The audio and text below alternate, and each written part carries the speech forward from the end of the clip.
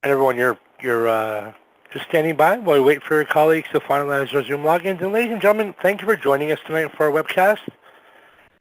At this time, all participants are in listen-only mode. However, we'd like this to be as interactive as possible. So you have a couple of ways to interact tonight. You could use the raise your hand function, or you could type your question or statement into the Q&A pod located on your Zoom platform. Once again, we do like you to be as interactive when the time comes as possible, so either use your raise your hand function or type your question into the Q&A pod. It's now my pleasure to turn the webcast over to Marie Namey. Please go ahead, Marie. Well, welcome to MS Nurses Let's Talk. I'm Marie Namey, and Colleen Harris and I have the pleasure of leading this first session. This, as Kevin said, is an interactive session brought to you by IOMSN, your nursing organization, with the idea to connect and keep these connections ongoing. But first, I want to acknowledge June Helper for this idea. The need for this type of connection became more apparent, more evident, especially during and after the annual CMSC meeting we recently had in Aurora, Colorado. You know, June initially was the one who had the idea, the vision of a specialty organization for MS nursing. And then, of course, it happened. A new organization, IOMSN, the International Organization of MS Nurses, was founded in 1997. You know, June continues really to be a visionary. June was an influencer before that term influencer even became popular on the internet. And so Colleen and I would really like to thank June for this opportunity to lead the first session. The focus, as you saw on the announcement, was challenges and achievements as an MS nurse. And we as MS nurses have unique challenges and special skills. So whether you're new to practice and MS, or experienced in practice and new to MS, or experienced in practice and MS, we want to hear from you tonight. You know, MS nursing is not just a profession, it's a calling. And so I'm going to ask Colleen to first describe what got her into specializing in MS and how has her journey been. So I'll turn this over to Colleen for a few minutes. Thanks, Marie. It would be my pleasure. I started in MS nursing back in 1985. And I'll be honest, the reason I applied for the position was the most important part of it. It was a day job. And I had spent the earlier part of my career in very acute care settings. I did emerge, I did ICU, I did general medicine, and I did a bit of neurology. I did psychiatry. I even tried the babies. The best thing I did in life was to move around and find the right fit. Everywhere I went, though, I gravitated to chronic illness. There was something about caring for a patient over a lifetime or over time that appealed to me. And I think right back then from the start, I liked to, even before it got trendy, talk about wellness, talk about what you can do, talk about coping, talk about being well in the presence of illness. I started in the MS clinic. I was the only nurse. I think the director at the time said to me, I really don't know what you do, but the nurse before you made a big difference. And so I had a huge learning curve and really nobody to turn to at that time, in that subspecialized care was just starting and developing, and MS was really leading the way, in that there were drugs on the horizon and clinical trials were being done. And, you know, of course, nursing fit very well in coordinating those trials in the beginning. And that's how I started my career, with clinical trials. And we had a big Canadian collaborative study on cyclophosphamide, and it was double-blind, placebo-controlled. And we got to go to study meetings, and it was there that I started meeting other nurses involved in MS care.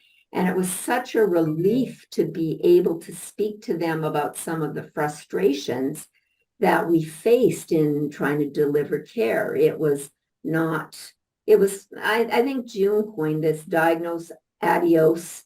We didn't have treatment. We didn't have rehabilitation for anybody over 65. We didn't have these nice subspecialty clinics set up. So I hit it right at the beginning of the explosion of MS care. And I remember finally my director telling me, you get to go to consortium. I went to the meeting last year and it was so helpful. And I think it would be a good place for you to go to help us build a multidisciplinary team. And it was at that first meeting, and I think it was in LA, but what I really remember about it is June Halper. We were in this big room. We had a bunch of doctors discussing things, and June Halper put up her hand initially, and then the conversation shifted to care of the patient, care of the caregiver, and defining the role of the nurse. And ever since, that was a pivotal moment in my career. And ever since then, I totally fell in love with the discipline, the population, the patients. And I was very lucky to be hitting MS at a time where there was the promise of hope in the horizon. And that's where I hung my hat. Since 1985, I went on to get more education, became an NP, management, all of those things. I did clinical trials and then migrated more into sort of practice within a bigger practice and helped design a multidisciplinary team, which made a huge difference to MS patients. So I think our paths were very similar and parallel in some ways. I started off my nursing experience working on an in-hospital neurology floor, and that was in the early 70s, and doctors didn't even tell patients they had multiple sclerosis at that time. They said, well, we think it's a demyelinating disease. And I was rolling my eyes around because at that time, even I suspected that it was multiple sclerosis. But there were a lot of other neurological illnesses that really caught my eye also and were intriguing for me. But the idea of going to graduate school was also there. So I pursued that, and then surprisingly was asked to be head nurse on the neurology unit.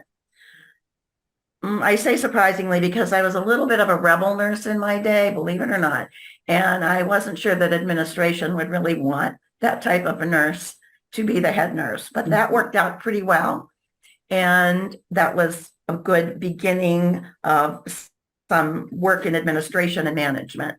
But then I get a call from someone at the Cleveland Clinic, this Jack Conamy, who was chair of the department, asking if I would be interested in working in a specialty area of multiple sclerosis. And like Colleen, it was a day job. It was Monday through Friday, but healthcare was really moving toward that outpatient care. It was moving out of the hospital more toward that focus of outpatient care. And it sounded very intriguing to me, and it would be the beginning of a center for MS. So I said yes. And I was the only nurse at the time, the advanced practice nurse, working with a team. We had a physician. We had one of everybody, one physician, one nurse, one psychologist, one physical therapist, one occupational therapist, and a social worker. And then the program certainly grew and grew and grew to what the Mellon Center at the Cleveland Clinic is today. But it was really a lot of challenges at the beginning because in 1985, when I started the Mellon Center, like Colleen, we had no disease-modifying therapies, and we were learning more from one another. We learned from every patient that came in about the disease. And we really had a connection with our patients. And then I began to have connections with other healthcare providers outside of the Cleveland Clinic at meetings like the Consortium of MS Centers. And June and I we just became like magnets toward one another at one of the early meetings. And that collegial relationship as well as friendship has continued over the years, but also many other nurses were beginning to focus on MS care. And there was just something about each one of us that we gravitated toward each other. You know, that philosophy of care, that philosophy of nursing, that definition of what an MS nursing is. And that was very, very rewarding and exciting that happened over time. And then over the years, once we started having medications for MS and new treatments for MS and new hope for our patients, that really kept me involved in the clinical arena. And even though I'm not involved in clinical care now, I'm still involved, like here, with advocacy and education, because it just becomes part of who we are. So that's pretty much my story there. IOMSN has certainly kept things alive for many of us, and for those particularly who are in the day-to-day trenches of MS care. Colleen, do you want to say anything more about that? Since we started IOMSN in your backyard. Indeed, we did. 1997 in Calgary, Alberta. We all remember it because sadly it was coincided with the funeral of Lady Di. But we met as a group, and we, very task-oriented, goal-directed nurses. We made a decision to start. We put together beginnings of a board, and then we hit the ground running. Over the years, we've developed best practice for MS nursing. We've clearly articulated nursing from the definition to domains of care. We have an advanced practice monograph produced and a best practice monograph that we've updated multiple times. We are the envy of many of some of the other subspecialty care areas. They're sort of using us as a goal to start some, because new drugs, of course, are coming online for some of the other immune-mediated diseases, and they're looking to us as a starting point for their organizations as well, which is very flattering. When you work with June Halper, you get the job done.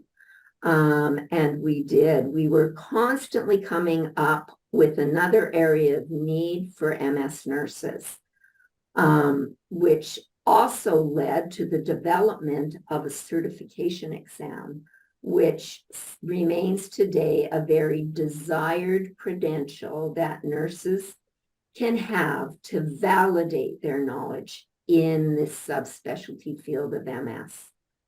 And if you go to our website, which really is quite good, I took a peek at it today, and even I thought, man, this is impressive. I mean, we have our monographs, but we also have other educational fields that are there. And I finally got a look at Dottie Foal's empowerment series, which is excellent for nurses in the field, just a great job.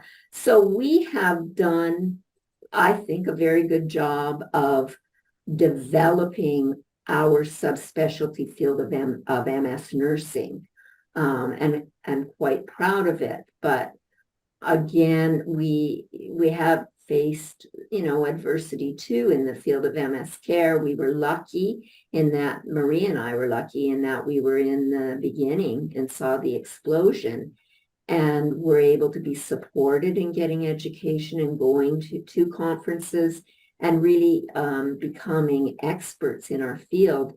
Today, that's not as easy. It's harder to get to CMSC. We don't have the industry and support in some of the projects that need to be doing. We're always looking for that kind of support. So the young MS nurse today faces, different challenges than we did. But please go to our website. I think that, and look at some of our educational pieces. They're perfect orientation for any new nurse. In fact, when I get a new nurse or a student, I just put them on the IOMSN website. And I said, do this, spend your Saturday, and then you'll come ready to start at least to learn face-to-face. So it's a tremendous resource. Well, let's talk. Colleen and I and everyone in this call, I think, are interested in the experience of those who have attended tonight. I see the participant list. Some nurses are very familiar to me and some aren't. So it's a nice grouping of individuals. So who's going to initiate some of this conversation here and share some of your unique challenges that you've encountered in your career, like how did things go in the pandemic and now post-pandemic? So if you wanted to raise your hand, Kevin will open up the mic for you and you could share your thoughts. Tell us who you are and where you're from. As a reminder, you can either raise your hand using the raise your hand function or type your question into the Q&A pod.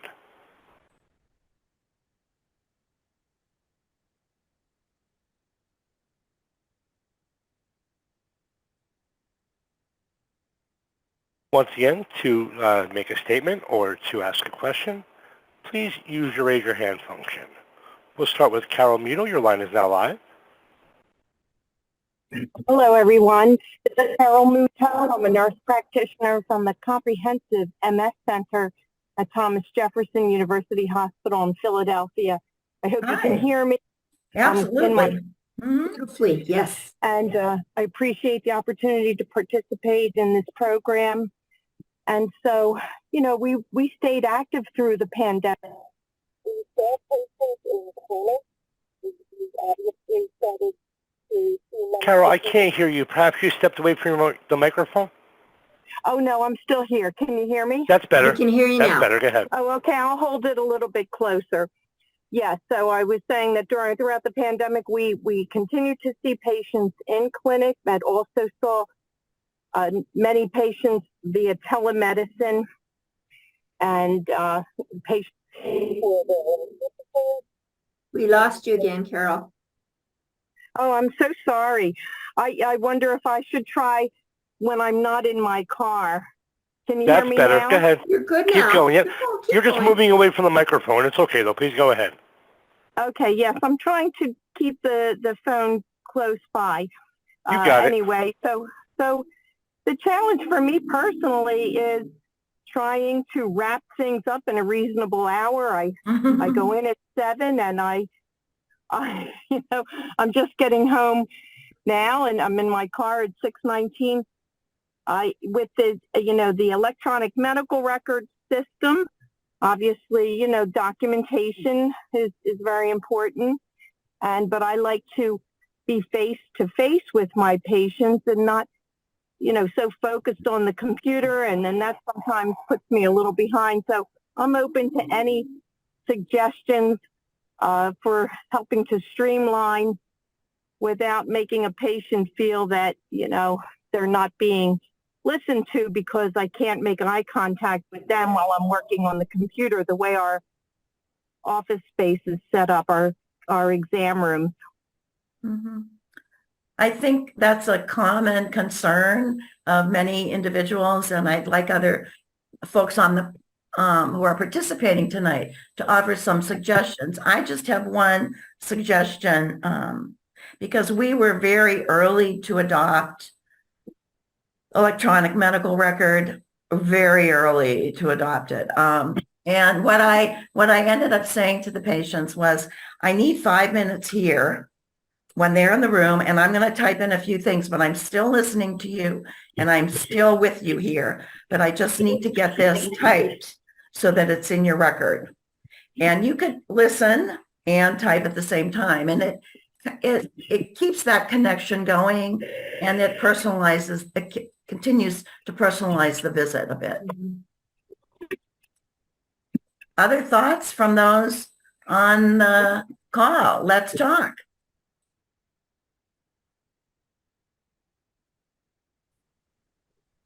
Oh, Mary I believe it's Jean. Mary Jean. Your line is now live. Yes, yes, yes. Hi, everybody. Hi. I'm Mary Jean Busey, and I'm a nurse practitioner for 25 years. Not as long as my two colleagues, but it in MS, and it has been a joy until recently. And the reason is because we were just taken over by a system, so we are learning their EHR, their electronic medical record, and I am 2 hours late all the time. And so I just want you to know, Carol, it happens, and it's a nightmare. And for me, if my 8 o'clock patient is a half hour late, I'm a half hour late already. And so it just, my patients are used to having time with me. And I was thinking, I was coming home yesterday and I just said, I got to figure this out. What can I do to make these visits to be in the half hour that I get rather than 45 minutes? So I'm wondering, I think I just have to tell them, listen, I've got a half hour and because they know me and we're going to work this out, but let's just move on. And I think that's something that I have to do. Mhm. We as nurses are so used to keeping everything open and friendly, and we have known our patients for so long. They want to tell us about the latest wedding in their family, the baby that was born, and now we got to get down to the facts.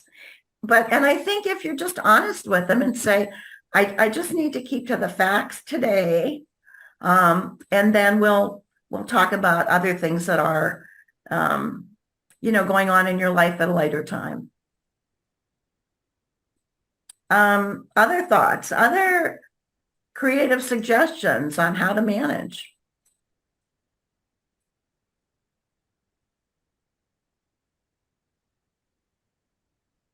Marie Moore, your line is now live. Hi, I just want to thank you all, first of all, for this talk. I think it's just been fantastic to hear about your experiences. So thank you so much for sharing. So to the question that was just asked, I think we're all struggling with trying to accomplish in 30 minutes what really requires an hour, in a time when hours are just not granted. I use a ton of smart phrases and have really tried to develop as many as I can, but also I've tried to go into our EMR system, look at other people's smart phrases that I can take advantage of what has already been done. So I'm not recreating the wheel. I also have a template that has as much already written down as possible before I start a visit. I'm not saying that that's going to completely cure the problem at all, but I've just found as much pre-work as I can do or streamlining as I can do in that way has been helpful. And Mary Jean, I feel you. I switched EMRs at my new job a couple of years ago, and it was painful to say the very least. But I think, I think just building all the resources into it has been a lifesaver for me. I would agree with you, Marie. We just got Epic, and it was epic. But we have found that if you spend a bit of time up front, and again, structure a nice template. We have a nice MS clinic template. Get your smart phrases, get it in the system, then subsequent visits are much more efficient. We also have to, so the doctors are struggling as well because, oh my goodness, they have to do a lot themselves, but it's really quite easy. And if we just take a deep breath and figure out all the efficiencies we can build and then build around it, it does help. But it is a journey. And I'm sure, Marie, you're more farther ahead than us, but we're getting there. And it's a reality. The EHR is here to stay. So we, like everything else as nurses, have to find an efficient way and adapt. But a very, very valid concern these days, for sure. Before I go to our next question, just want to read from Carol Muto, who says, thank you. It's helpful to know I'm not the only one. Great suggestions. Thank you all. Thanks, Carol, for opening up. Yeah. Our next question is coming from Margie O'Leary. Your line is now live. Hi, can you hear me? Hi, Yeah. Margie. Yeah. Hi. Hey, everybody. Nice to be in touch with you guys again. and I've missed seeing you at meetings recently. So thank you for all the suggestions you gave. I think, yes, it's a tough time. It's so different than years back. I work at the UPMC out of Pittsburgh, Pennsylvania, in our MS Center, and we too use Epic, and you've given a lot of great suggestions that we use. One thing that may help you, and I'm a nurse, I'm not a nurse practitioner, so I support the providers, is that we made a patient website, and we focused on frequently asked questions in there, system issues, and community resources. So it's a way that we can support the providers to allow them to have more time to take care of things. And then we nurses, too, myself and Kayla, another nurse that I work with, can provide some of that other information that they may need, and therefore give more time in the appointment. So what kinds of things are asked of the patients? So in our frequently asked questions, we focus on, how to get their authorizations, how long it's going to take for authorizations to occur. Mm-hmm. Disability issues, we have a large section on that. All the different community resources we can offer, equipment, wheelchairs, etc. So when they need these things, we try and make it so that some of these issues can be taken care of throughout the year, so that they don't necessarily have to be a point of focus if the nurses can manage it outside of the appointment. Thank you for sharing that, Margie. These are all wonderful suggestions from your experience, and maybe there's a way we could collate some of this information, bring together some smart phrases or dot phrases so that individuals don't have to create them on their own and post them on our website somewhere. As a reminder, if you want to make a statement or ask a question, use the raise your hand function, or you could type your question into the Q&A pod. Just wanted to, our next question is from Dottie. Your line is now live. Go ahead, Dottie. I see your chat as well. How do I join? You're about to join it right now, Dottie. Yeah, thank you. I'm impossible with the technology. In fact, I'm downright dangerous. You did good. But You did awesome. well, thank you. Thank you for the opportunity. And it's wonderful to see friends and familiar faces, and for the walk down memory lane. In the 80s, I was involved in research at the University of Pennsylvania, and that research included MS. And I think timing was part of the advantage we all had in being in the right place at the right time with the outcome of drugs coming to market, and also industry support, because those drugs being injectable, we had to then employ, or they had to employ, a force of people, and they hired nurses and some visionary people allied. And like most of us, we all began at the knee of June Halper, or at least in the seat beside her. But I think one of the things I value most, besides the comprehensive care approach for MS, is the networking and the approachability of the MS nurses. As a nurse, we always joked about nurses eating their young, and I think what makes MS nursing unique is that we don't. I've always found the MS nurses to be very encouraging. So one of the things that I have to raise as a question is, now that there are no longer industry pharmas hiring nurses who then need to learn about MS and then broadens our approach, what are we doing for new outreach, but also how are we supporting one another? Because I know, as then moving into clinical in the 90s and through that evolution of new treatments, I always knew I could pick up the phone or send a message to another nurse and some of the leaders in MS nursing, who then would really guide me along. So what I'm wondering is, what opportunities are there for us to continue with that collegiality, and what IOMSN has been doing to be sure new people know who to go to with those questions. Great question, and it's why we're here today, Dottie. I think that we are open to innovative ideas. We've, virtual world, although many of us don't like it, it does allow us to connect, and I see us becoming a bit more innovative with some of our virtual opportunities. I think that, we still keep people on medicine. So I think we still have to find a way to work with industry in different ways. It won't be like the good old days, but they're still very important to us getting, educational programs together, educational materials together. June and the CMSC and Marguerite and IOMSN and Lenny, they do a lot of magic with getting the support of our industry partners. And I think we just need to keep good ideas going. And you're right, it's the young ones, and, how do we sort of carry the knowledge about chronicity and those very important topics forward to them, and so our patients get the care they need, and getting them to step up and participate and tell us what they need.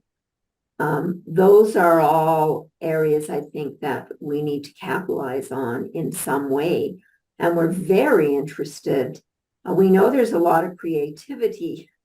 And you, Dottie, were always very pivotal in letting us know what the nurse needs and when we have to reach out and such. We still want those ideas. So this is your avenue to put ideas forward right today.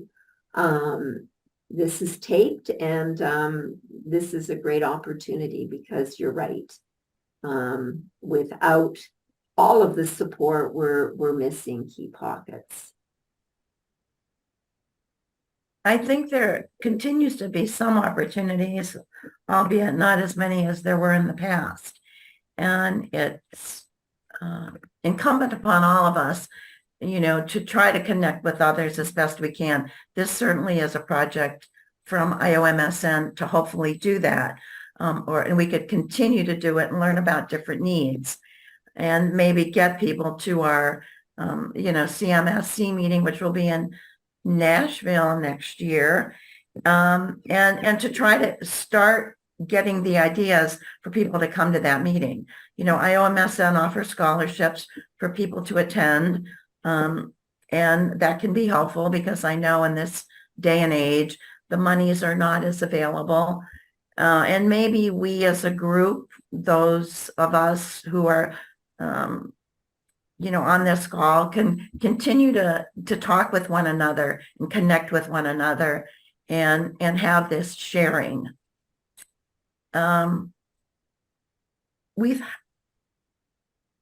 have a number of people on today, and as I said earlier, I don't know the names of some of these folks, and if I could ask you to raise your hand if you are newer to MS, that might give me some assistance here. You don't have to speak, just raise your hand so we get a count of that. Newer to MS, meaning, 5 years or less in MS. Can we see that? Emery, are you able to see the count? Yeah, I can. So far, I have 5 people that have raised their hand to let them know. All right, Okay. Wonderful. All right. Well, thank you for joining. And then- us. All right. Okay. Would you mind everyone who just raised their hand, would you mind just clicking the lower your hand function, please, if Yeah. you don't mind? Okay. Thank You you. guys are awesome. All right. In the meantime, I'm just going to take a question that was typed in. Okay. We're going to scooch back a couple questions ago. Marie Moore wanted to have one more thought. She says, I think that the Google group could be a great place to share smart phrases, allowing individuals to use someone else's foundation on a given drug, drug symptom management, etc., and then make it their own. Oh, So I'm just brilliant, going to put that Marie. out there. Great. So Great if idea. individuals are comfortable sharing, you could just post that in the Google group. And if somebody wants to pick it up and use it, I guess it's open game. Okay.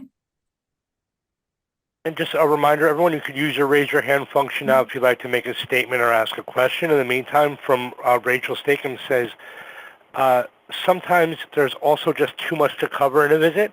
So if someone has a lot of needs, we'll start with a few items and then ask them to come back in a month or so. That is a great approach. Yeah. If we have the luxury of being able to do it, I think we do in this clinic, and we have always, especially a first visit or a visit that turns out to be quite complex because there's multiple factors involved: psychosocial, the physical, the medications, the caregiver. You just need to break it up a bit. I would agree with you, Rachel. That's one way of keeping the visits focused but still meeting the needs of the patient. And if there's the option of a virtual visit at your institution, you can have that live visit and then pick up maybe a shorter amount of time at a virtual visit to manage some of these other concerns or discuss those other concerns.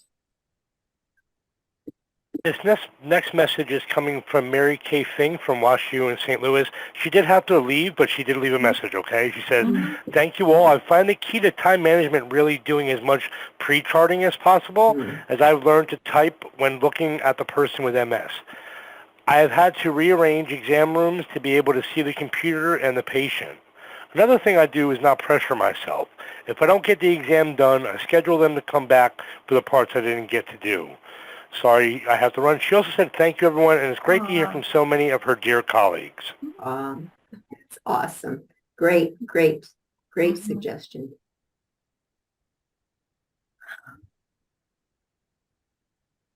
So, Margie, you want to Margie, come would you like in to and raise your ask- hand again, Margie, if you don't mind. so we can Sorry. get you on the mic. Margie just wants to offer some further information, so I said might as well raise your hand. So, yeah, Margie. Hang on, let me unmute you. Unmute. Okay. Hey, thank you. Are you there? One question. How's that? Yep, go ahead, please. Okay. One question you said is how we made it through COVID. And a study was done at our institution by one of the professors of Duquesne University, and our patients and maybe some of the patients throughout MS centers around the country, because they did open up to recruit around the country. And in this qualitative study, it was found that patients really appreciated the extra time that providers spent, the extra time that staff spent when they were trying to do anything they could for safety reasons for the patient. So to qualify for the study, you had to have had a telemedicine visit. And so the patients were asked to compare the telemedicine visit and the inpatient and the in-person visit. And one thing they said is that it was wonderful to have telemedicine visits. So your suggestion about trying to fit in some telemedicine visits with the inpatient visits is helpful. And as you know, we need to do exams. And one of the conclusions was, how can we get some exam information through telemedicine? Because sometimes at the drop of a hat, we know now patients can't make it, but we still need to see them and assess how they're doing. But I just want to praise every one of you out there, because the theme by everybody who participated was that all staff at the front desk, cleaning, the maintenance people, and staff and providers did everything they possibly could to keep patients safe. So if they did need to see them, and they felt safe within the center, if they were allowed to do telemedicine, they felt that was more safe. Maybe they needed public transportation, they weren't comfortable coming in. So I just want to extend my appreciation to all of you and all that extra time you spent in COVID, because patients really, really appreciated it. And that was the whole theme. And, there was many, many patients who were studied. I think the total amount was, I'd have to go back and look at the numbers, but thank you all for all that extra effort you did put in and probably still do. You probably still do the same things at your center and continue to do keep patients safe. They really, really appreciated it. And we found that out in our study. Thank you for that, Margie. I'd like to address Marcia's bold question here. And if Lenny could have her mic open, because the question is, how do I join the Google group? And perhaps Lenny can best explain how to do that for everybody. Yeah, I actually messaged Marcia. Okay. Because IMSN Google group is for IMSN member. So if she's a member, she can email me at lenny.almeida@mscare.org and I will add her to the Google group. Okay. And so Lenny was the one who sent out the invite to this event tonight. So her email is there, but it's Lenny, Lenny.almeida, ALMEDA @mscare.org. Okay. So first you got to be a member of IOMSN and then you could join. It's benefit of membership. Right. You get to pick everybody's brain at once. Yeah. And on that note, I just want to read Mary Jean's comment here saying she was heartened to see so many young MS nurses and providers at the CMSC. And she says the IOMSN is always there to assist you. Okay.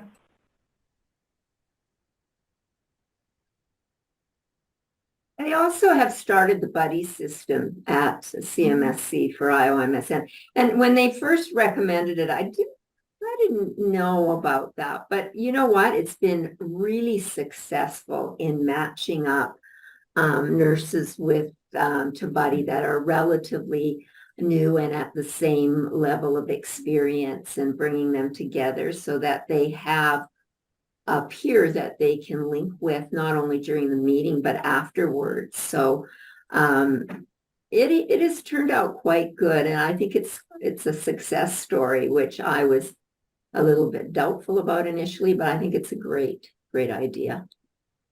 Yeah, and along those lines, Colleen, I had two buddies this year. They were both from the United Kingdom, and we've been in touch with WhatsApp since consortium.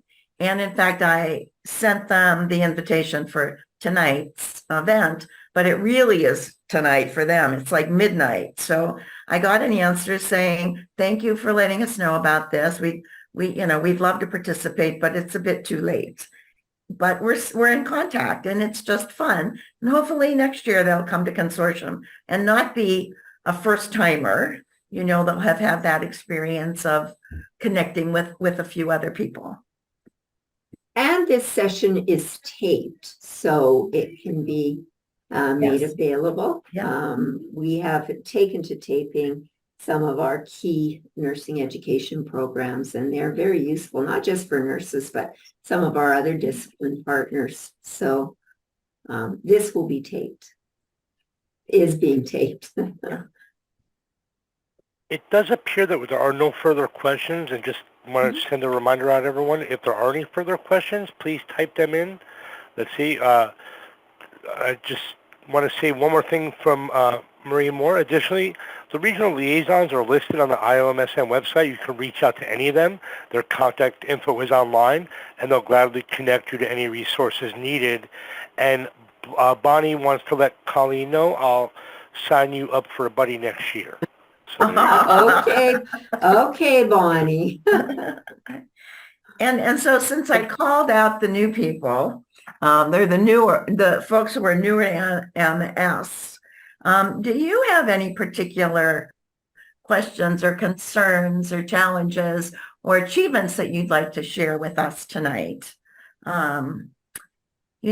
want to connect. So please share. Marsha Harper, line is now live. Thanks. Hi, I am about 5 years into MS, and our director is wanting to have our first family day for our MS and some of our other neurological patients next March. And I was wondering if anybody had suggestions on how to make that a successful day. Excellent idea. Excellent planning ahead also. I happen to have been the one to set up some patient education days at the Mellon Center in my career. And so that people who attended, patients and their families, were invited to attend. And we did get support from the pharmaceutical companies so that we provided some food, breakfast and lunch. Also, so that the patients would understand the concept of comprehensive or interdisciplinary care.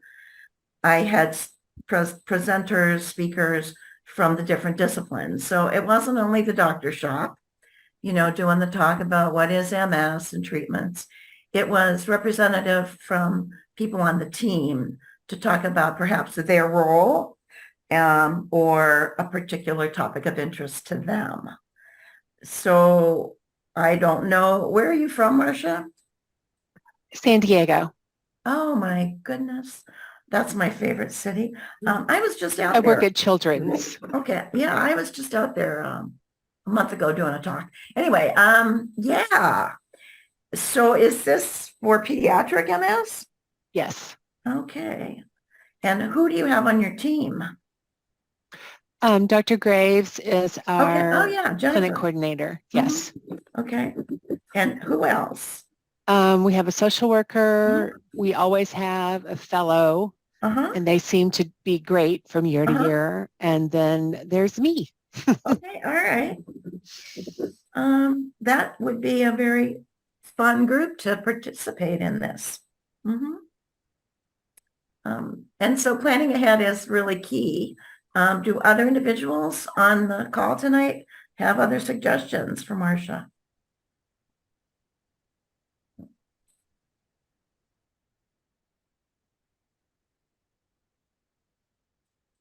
Once again, raise your hand or you can type your question into the Q&A pod.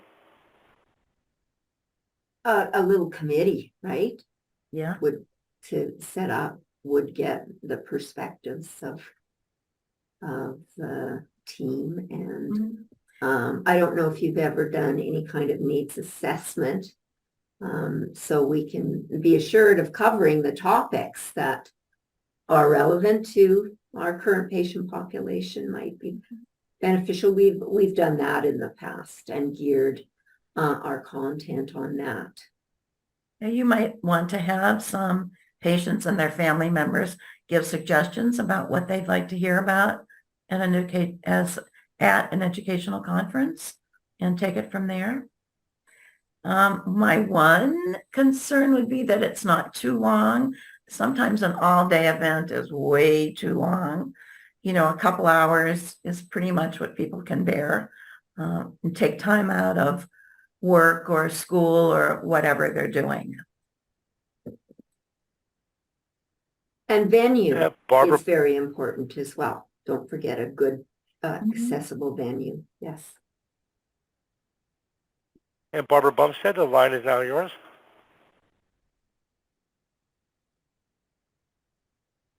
Hey, Barbara. Barbara, I Hi, think you're Barb. on mute.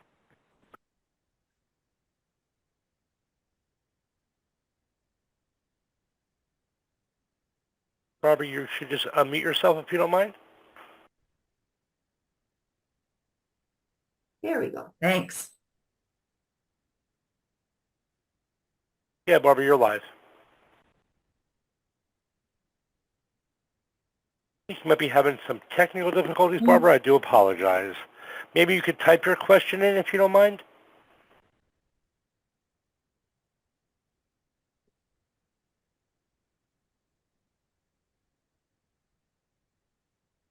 I apologize, Barbara. It does appear you're having some technical difficulties on your line. Cannot hear you. And I just want to say Rachel did make a comment saying, I think Maria Malazzo used to run it. I'm not sure what that refers to, but I think you do. So, Marcia, does Mary that? Jean, I'm gonna make your line again live now, Mary Jean. Barbara, I do apologize. If you want to just type your question in. Mhm. Mary Jean, your line is now live. Okay, hi, it's Mary Jean. Oh, am I muted? Shoot, hold on. No, you're good. We You got hear it. you. Oh, You We got hear it. you. Go okay. ahead. Okay, good. So I was just texting Barbara saying Yeah. you should talk about Oscar Monkey. So there is like yeah. a little society that has something called Oscar Monkey for the Mhm. children, and this is all for pediatric MS, and they raise money for pediatric MS. But they'll come in and they'll talk about Oscar the Monkey, and so. And the woman who runs it had pediatric MS herself, and now she's 25. She was Mhm. pregnant at the CMSE, so I think she probably had her baby. But there was that, and then Barbara was this camp nurse at an MS camp that Maria Milazzo ran for many, many years up in Connecticut, and they had children with MS from all over the country and perhaps the world coming in for a week at a time. And Barbara was the camp nurse and Maria ran it, and she had social workers, but they did all sorts of activities to show the kids that they didn't have a weird disease. They were okay, and they knew other people. Mhm. And it was a fascinating camp that that the woman who runs Oscar Monkey has taken over now. So probably that's what Barbara was going to say. Hopefully. Thanks for that update. Yeah.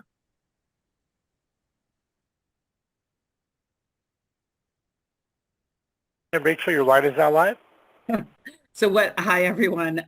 Basically what Mary Jean said, I didn't know it was taken over, but I remember Maria Milazzo saying that she ran that camp for pediatrics. So just to say she might, it sounds, be a great resource for you too. But I think the pediatric centers, right, might do this on a regular basis, but I know Maria was a wealth of resource, and I'm glad there's someone else helping. Ooh, sorry for the background noise.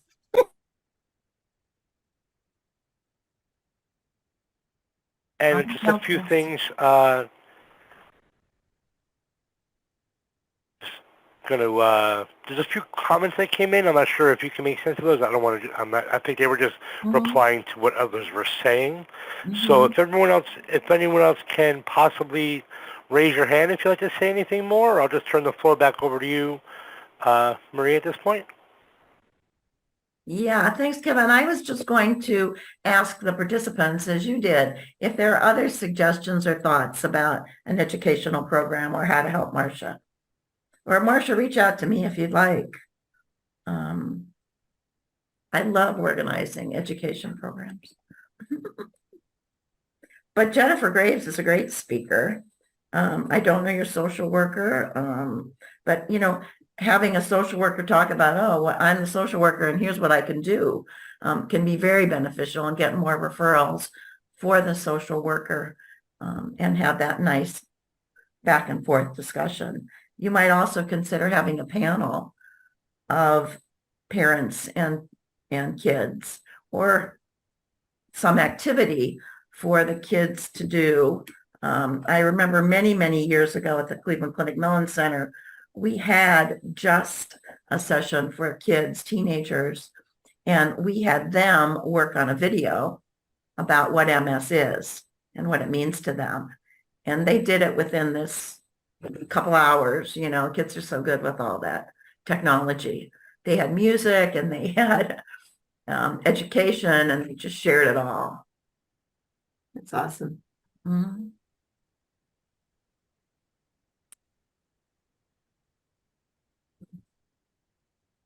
Other thoughts? Marcia says, thank you. Mm-hmm. Teddy says a detailed MRI sequencing reading will be nice to learn for education. Okay, that's a good idea. That's a good Okay, idea. Anyone else? That's great. That would be very helpful, I think, for everyone, because what we're learning about MRIs and discovery in MS has just magnified over the years.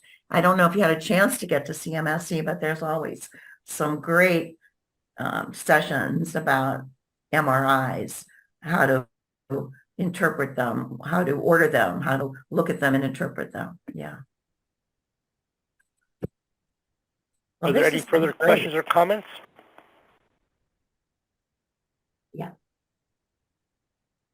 Ladies, I'll turn it back over to you, Marie. Yeah, June. this is June Halper. Yay, Hey, Great June. program. Mhm. great program. Thanks, It's- June. Let's not forget the cocktail party. Yeah. Next time we'll have wine. Yeah. That might be a suggestion Yeah. for, Let's, provided everyone's at home and not driving. So- Right. for nobody driving. Mhm. Exactly, Yeah. exactly, Yeah. June. So we are nearing the end of our hour and we want to keep to the time because we know how important our time is here. And so we're interested in hearing other topics that are of interest to you for our next session. I'm not sure when it's going to be, but we're going to continue these Let's Talk meetings. So if you have ideas and you'd like to suggest them now, we'd appreciate it. Or if you don't have any ideas at this moment and you think of an idea in the middle of the night or when you're driving home or whenever, if you could send them to Lenny at lenny.almeida@mscare.org, we will gather them together and hopefully incorporate those ideas into our next talk. And it could be ideas or it could be barriers you're facing now. It would be helpful if we all knew some of the challenges each other's face and because it is getting more complicated out there. So we'd also like to hear some of those and see if we can get some good discussion going around those issues as well. There really is a unique perspective that nurses bring to the care of individuals with MS. And, you know, certainly I've heard tonight that our role differs really a lot from other healthcare professionals in this healthcare setting. You know, there's just a comment here that I was told by a radiologist that we should not be reading MRIs. Well, that's their opinion. I mean, excuse me for saying that. And, you know, and I think that we all can be educated about a variety of things. And if somebody wants to own the reading of an MRI, that's fine. But I think for our ability to care for our patients and help interpret what's going on, right, it's helpful that we know that too. So, yeah. Any other final thoughts, concerns?